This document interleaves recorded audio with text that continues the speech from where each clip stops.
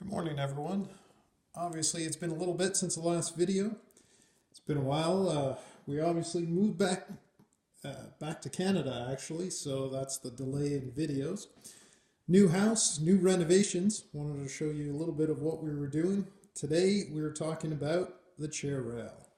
Chair rail, those little squares down below, chair rail halfway.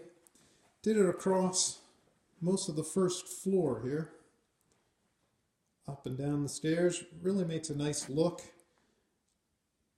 But what we wanted to talk about, obviously everyone knows how to do these square ones. Just do the 45 degrees, attach it to the wall, paint, and you're all done.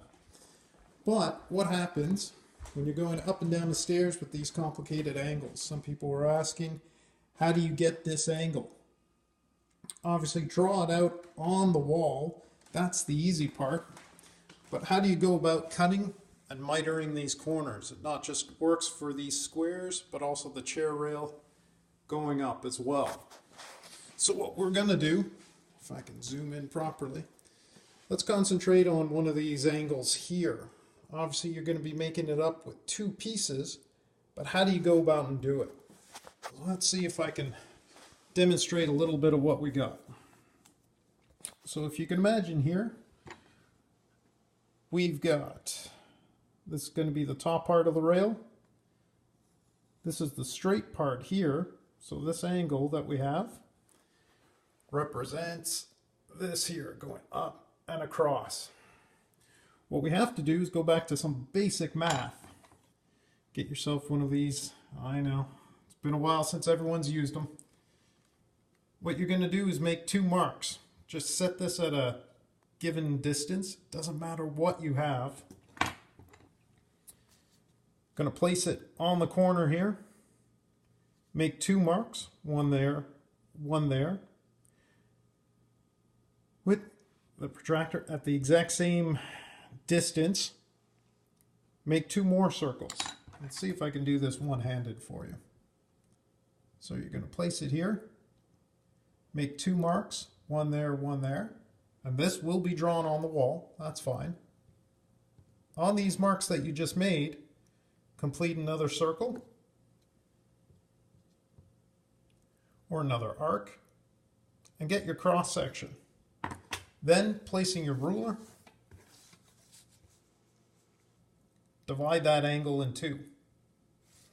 Now what that does is it splits, let me get a little pencil here, splits this total angle into two equal parts. Now you know exactly each piece. You're going to have one of your pieces coming this way, another piece coming across like that. What you want is how to cut that out of any molding. Home Depot, any big box store, find the molding that you like. Now to measure that angle, I always use this. Just a, it's actually called the Johnson level, but it's just a an adjustable angle. Basically, you can set this bar any distance you want, or any angle you want. I usually place this on the wall and do it by eye. Let me see if I can get a top shot of it for you guys. What you want to do is, you see how you got that. Just lock that little lock nut into place, and now you have exactly half the angle. So when you come on your, this is just a simple trim molding. I like it, it's easy to cut, pine pre-painted. What you do is you flip it on the back, take the set distance that you just did, place that on your piece, go across the part, make a mark with your pencil, cut it. Little bit of sanding, you'll have a nice clean cut. Doesn't have to be anything fancy. You don't need a miter, adjustable miter box. Just a handsaw will work. And if you notice, come across. I'm gonna get a top view for you guys. That'll be half the distance. Get the other piece that you cut with the exact same setting that you have on the level.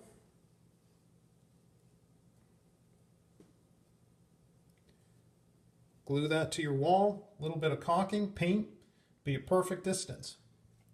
Trying to do this one-handed for you. It's a little more difficult than I thought, but there you go. I usually attach these to the wall just with just the no nails adhesive. You hold it for about 10 seconds, perfectly holds onto the wall, any drywall, as long as it's clean, grease-free, it holds really well. Now, if your walls are a little bit crooked or wavy, as some of these older houses are, you may have to drive in a few nails. Just putty that up afterwards, a little bit of caulking in your corners, and all your miters come out nice. And then you get a nice setting going down the stairs. I really like the classic look here. Gives a nice detail also going down the stairs here. So obviously these square are just 45 degrees. Those are the easy ones. You can set that up on a little hand miter box. But when you're going down, you can adjust this to any angle you want. It doesn't matter on your stairs. You can make it go around some electrical boxes even if you wanted to. Let me show you what we did here. Here one ran into an electrical box, but you can cut around it. Obviously these are 45s as well. But if you wanted to do something fancy, you wanted to do 22.5s, you wanted to do 30 degrees. Now, the other thing to see is what happens if you don't have that tool. How are you supposed to measure this?